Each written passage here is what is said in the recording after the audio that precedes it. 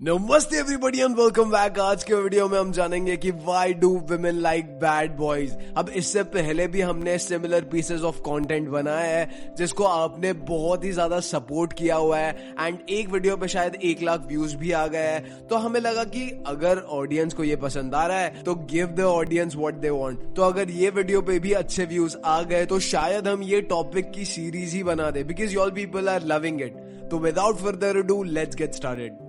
अब जो सिनेरियो मैं आपको बताने जा रहा हूँ, जस्ट इमेजिन दिस। आप एक यंग 23 साल के लड़के हो जिसे एक बहुत ही खूबसूरत लड़की मिल गई है। आप दोनों मिले, बात करी, साथ घूमे और ऐसे ही साथ टाइम स्पेंड करते करते आप एक रिलेशनशिप में आ गए। आपको फील होने लगता है कि आप बहुत लकी हो। अब इस रिलेशनशिप को 3 महीने हो चुके हैं और सब कुछ ठीक जा रहा है। आप लोग एक दूसरे से बात करते हो, एक दूसरे की कंपनी एंजॉय करते हो, वो आपको गिफ्ट्स लाके देती है और कोई दूसरा लड़का अगर उस पर ट्राई कर रहा होता है तो वो लड़की इमीडिएटली उन्हें भगा देती है। बट नेक्स्ट मंथ से ही आपको फील होने लगता है कि आपको इतनी अटेंशन नहीं मिल रही और तो और अब वो दूसरे लड़कों को दूर नहीं भगाती और आप पे बेवजह गुस्सा करने लगती है। जिसके बाद ऑब्वियस सी बात है यार, आप दोनों की लड़ाइयां होने लगती है और इवेंचुअली आपका ब्रेकअप हो जाता है। आप अपने ब्रेकअप के दुख से रिकवर हो ही रहे होते हो कि आपको जोर से एक झटका लगता है और आपको पता चलता है कि उसका जो नया बॉयफ्रेंड है वो एक टिपिकल बैड बॉय है जो इस लड़की से बिल्कुल ही ऑपोजिट है, एक care free, arrogant, aggressive nature वाला आदमी। अब यहाँ पे एग्जैक्टली चल क्या रहा है? ज्यादातर लड़के इस सिचुएशन में कहेंगे कि भाई लड़कियों को कोई नहीं समझ सकता, ये बहुत ही कंफ्यूजिंग होती है। बट ये एकदम बकवास बात है। इस लड़की के इस बिहेवियर के लिए एक प्रॉपर रैशनल एक्सप्लेनेशन है।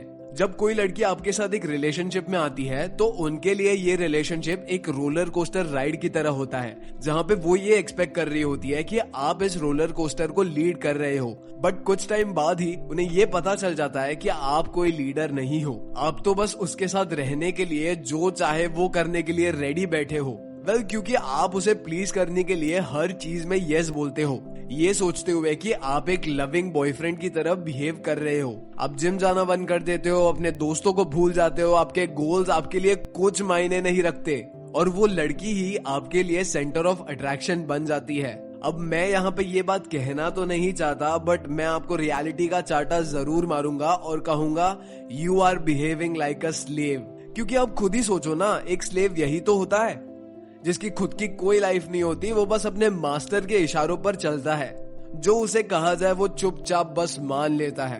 अब ऐसा नहीं है कि लड़कियां इस बिहेवियर को एंजॉय करती है, उन्हें भी ये स्लेव मेंटालिटी एक्सट्रीमली अनअट्रैक्टिव लगती है ना। ऐसा क्यों होता है? इसका जवाब ऑथर रोलो टॉमसी अपनी बुक द रैशनल मेल में हमें बताते हैं, जिस बुक की समरी मैं आज के वीडियो में आपको देने वाला हूँ, जहाँ हम मिलकर विमेन की साइकोलॉजी समझने की कोशिश करेंगे और समझेंगे कि क्यों लड़कियां बैड बॉय से ज्यादा अट्रैक्ट होती है, वो कौन सी क्वालिटीज है जो एक आदमी को बैड बॉय बनाती है और इनमें से कौन सी क्वालिटीज आपको अपने अंदर लानी चाहिए जिससे आप एक अट्रैक्टिव मेल बन सकते हो। बट उससे पहले हम समझते हैं who is a bad boy. अब बैड बॉय ये वर्ड सुन के आपके माइंड में कई पर्सनालिटी आ रही होंगी, जैसे James bond, Robert Downey junior का आयरन मैन, एक विलन का सिद्धार्थ, या ये जवानी है दीवानी का बनी, या कबीर सिंह एटसेट्रा। एक ऐसा आदमी जिसके रूम में एंटर होते ही एनवायरनमेंट में एक मैस्कुलिन एनर्जी स्प्रेड होने लगती है। वो बहुत ज्यादा हाइपर सेक्सुअल होते हैं, उनके टेस्टोस्टेरोन लेवल्स अपने पीक पे होते हैं, वो इमोशनली अनअवेलेबल होते हैं, बहुत ही केयर फ्री होते हैं, उनके अंदर थोड़ी सी नार्सिसिस्टिक वाइब भी होती है। बट जो चीज लड़कियों को उनका दीवाना बनाती है वो है उनके अंदर का बहुत ज्यादा बर्निंग डिजायर अपनी लाइफ को एंजॉय करने का। और वो सोसाइटी की रूल्स की बिल्कुल परवाह नहीं करते क्योंकि वो हाई रिस्क टेकर्स होते हैं और अपनी लाइफ को अपनी मर्जी से जीते हैं। जो रियलिटी में देखा जाए तो किसी भी लड़की के लिए ये बहुत ज्यादा एक्साइटिंग होता है। नाउ सबसे पहले मैं ये क्लियर कर देता हूँ कि एक लड़की आखिर चाहती क्या है। ऑथर के according hypergamy is women's inclination to marry the best man she can find. Basically हर वुमेन के अंदर एक नेचुरल डिजायर होता है ऐसा मैन ढूंढने का जो सबसे बेस्ट हो, और उनके अकॉर्डिंग बेस्ट इन 2 एस्पेक्ट से मिलकर बनते हैं। First, good genes aspect and second, good father aspects. First में विमेन को genetically most attractive partner, attractive in most sense, like a bad boy, जो दिखने में स्मार्ट हो, जिसकी स्ट्रॉन्ग पर्सनालिटी हो, हाई टेस्टोस्टेरोन एनर्जी शो करता हो, जो रिलेशनशिप के रोलर कोस्टर को लीड करने के केपेबल होना चाहिए, ऐसा बंदा एक्सपेक्ट करती है। और सेकेंडली उन्हें ऐसा आदमी भी चाहिए जिसके पास रिसोर्सेज हो, जो एक फैमिली को मैनेज कर पाए, जो उसके बच्चों को पाल पाए, इमोशनली अवेलेबल हो, केयरिंग हो और उसके साथ टिका रहे। बट एक ही आदमी में ये दोनों कैरेक्टरिस्टिक्स होना कुछ ज्यादा ही रेयर है। जो मेन बहुत ज्यादा गुड लुकिंग होते हैं, हाईली मैस्कुलिन एनर्जी वाले, स्ट्रॉन्ग पर्सनालिटी वाले बैड बॉय टाइप होते हैं, उनके पास लड़कियों का इतना ज्यादा अटेंशन होता है कि वो किसी एक लड़की पर टिक ही नहीं पाते और इमोशनली अनअवेलेबल होने की वजह से वो किसी लड़के के साथ एक अच्छी रिलेशनशिप मेंटेन नहीं कर पाते। वहीं जो मैन प्रोवाइड कर सकते हैं, जिनके पास रिसोर्सेज होते हैं, जो एक सिंपल लाइफ जीते हैं, ज्यादा रिस्क नहीं लेते और एक फैमिली मैनेज करने के केपेबल होते हैं, वो बहुत ज्यादा गुड लुकिंग नहीं होते, ना ही उनकी स्ट्रॉन्ग पर्सनालिटी होती है। और एक रैशनल मेल वो होता है जिनमें ये दोनों कैरेक्टरिस्टिक्स होती है, जो बहुत ही रेयर है। इसलिए ऑथर के अकॉर्डिंग हर लड़की अपने एज और अपनी लाइफ के डिफरेंट फेजेस में बहुत डिफरेंटली एक्ट करती है। लड़कियां बैड बॉय से अट्रैक्ट होती तो है, बट उन्हें कभी अपना लॉन्ग टर्म पार्टनर कंसिडर नहीं करती।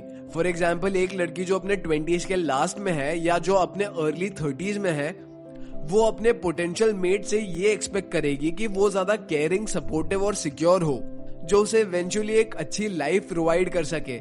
इस एज में वो बैड बॉय से अट्रैक्ट नहीं होगी, क्योंकि उनकी टॉक्सिक मैस्कुलिनिटी हर एज ग्रुप की लड़कियों को अपनी तरफ फिजिकली अट्रैक्ट कर लेगी, बट वो उनसे शादी कभी नहीं करेंगी। वही जो लड़कियां अपने टीनेज में या फिर अपने अर्ली 20s में है, वो ज्यादा इंपॉर्टेंस किसी मैन के लुक्स, अपीयरेंस और पर्सनालिटी पर देगी।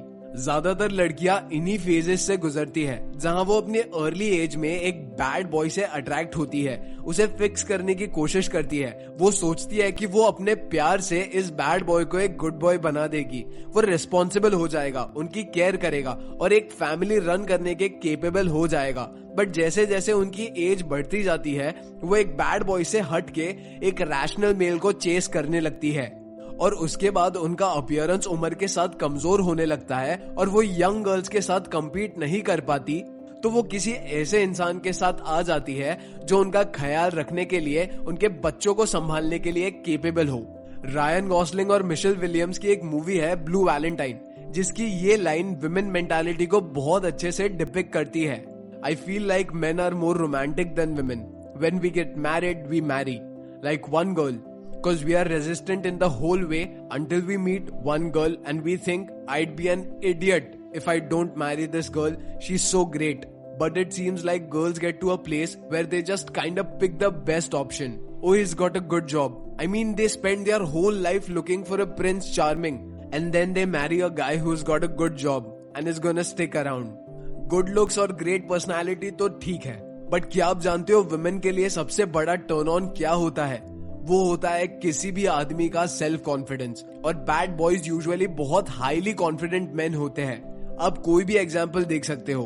अब रियल लाइफ में तो मैं किसी को ऐसे बैड बॉय का टैग नहीं दे सकता, बट अगेन मूवीज और टीवी शोज के कैरेक्टर्स जो बैड बॉय की पर्सनालिटी शो करते हैं, उन सभी में आप ये बात बहुत अच्छे से नोटिस करोगे कि उनका सेल्फ कॉन्फिडेंस बहुत ज्यादा हाई होता है। उनकी बाइक से लेकर वो कैसे ड्रेस करते हैं, खुद को कैसे प्रेजेंट करते हैं, इवन वो कैसे स्मेल करते हैं, उनके फूड चॉइसेस क्या है, वो चाहे कुछ भी करे, वो हर चीज बहुत ही हाई सेल्फ कॉन्फिडेंस के साथ करते हैं और उनके आसपास हर लड़की इस चीज से अट्रैक्ट हो जाती है।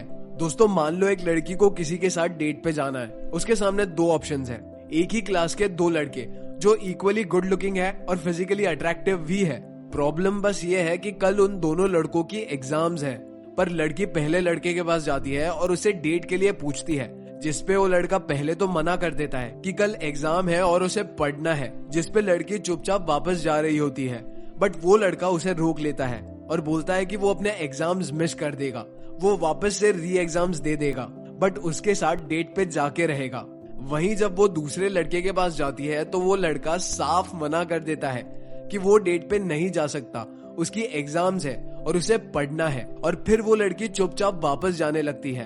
बट ये लड़का उसे रोकता नहीं है और कहता है कि क्या हम एग्जाम्स के बाद जा सकते हैं, क्योंकि नेक्स्ट वीक मैं फ्री हूँ। अब आप ही बताओ कि वो लड़की किस लड़के के साथ डेट पे गई होगी। इनफैक्ट आप अपना ओपिनियन कमेंट करके बताओ कि आपके हिसाब से कौन सा लड़का ज्यादा अट्रैक्टिव है। एक बैड बॉय कभी भी किसी लड़की के लिए अपने डिसीजंस को चेंज नहीं करता। कभी कभी ये ज्यादा टॉक्सिक हो जाता है, बट आपको इस ट्रेट को अपने अंदर भी अप्लाई करना चाहिए।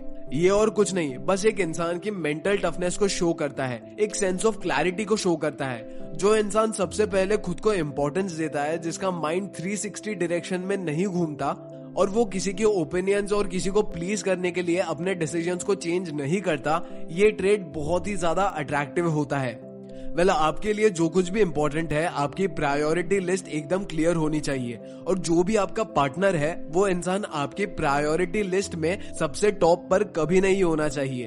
The way of superior man में ऑथर बताते हैं कि लड़कियां सिर्फ ऐसा दिखाती है कि वो ये चाहती है कि आप उन्हें अपनी फर्स्ट प्रायोरिटी की तरह ट्रीट करो, उन्हें अपने लाइफ में सबसे ज्यादा टॉप पर रखो, बट रियलिटी में वो ये नहीं चाहती। उन्हें चाहिए कि आप एक बैड बॉय की तरह आपके गोल्स को अचीव करो और आपके लिए उसकी इंपॉर्टेंस ज्यादा हो, और आप एक हाईली एम्बिशियस मैन बनो जो किसी के ओपिनियन से या किसी को इम्प्रेस करने के लिए अपने माइंड को बार बार चेंज नहीं करता। अगर कोई पर्सन आपके और आपके पर्पस के बीच में आता है तो आप उसे अपनी लाइफ से आसानी से निकाल देते हो।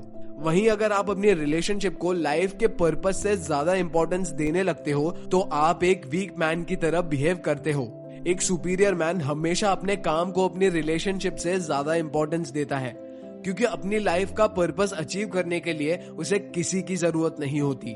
हम सभी कभी ना कभी इस ट्रैप में जरूर फंसे हैं कि एक दिन आप वो सब कर लोगे जो आप करना चाहते हो, और हम बस उस दिन का वेट करते रहते हैं जहाँ पे हम हमारे दिमाग में एक परफेक्ट अपॉर्चुनिटी का वेट करते हैं कि किसी दिन सारी चीजें आपके फेवर में होगी, तब आप स्टार्ट करोगे। बट रियलिटी ये है कि जैसे जैसे किसी आदमी की लाइफ आगे बढ़ती है तो उसके साथ वो इजी नहीं होती, बल्कि फ्यूचर में लाइफ और डिफिकल्ट हो जाती है। ज्यादा रिस्पॉन्सिबिलिटीज, लोगों के एक्सपेक्टेशन, हेल्थ प्रॉब्लम्स एटसेट्रा बढ़ते ही जाते हैं। ऑथर कहते हैं कि अगर आप आज अपना फर्स्ट स्टेप नहीं ले रहे हो तो फ्यूचर में भी नहीं ले पाओगे। वेट करने में और पेशेंस रखने में फर्क होता है। अगर आप फर्स्ट स्टेप लेकर रिजल्ट्स का वेट कर रहे हो तो वो आपका पेशेंस नहीं है, बट अगर आप बिना कोई स्टेप लिए सब कुछ बेटर होने का वेट कर रहे हो तो वो आपका टाइम वेस्ट है। वेल, एंड में मैं आपको सिर्फ एक लाइन के साथ छोड़ना चाहूंगा, every moment wasted is a moment wasted.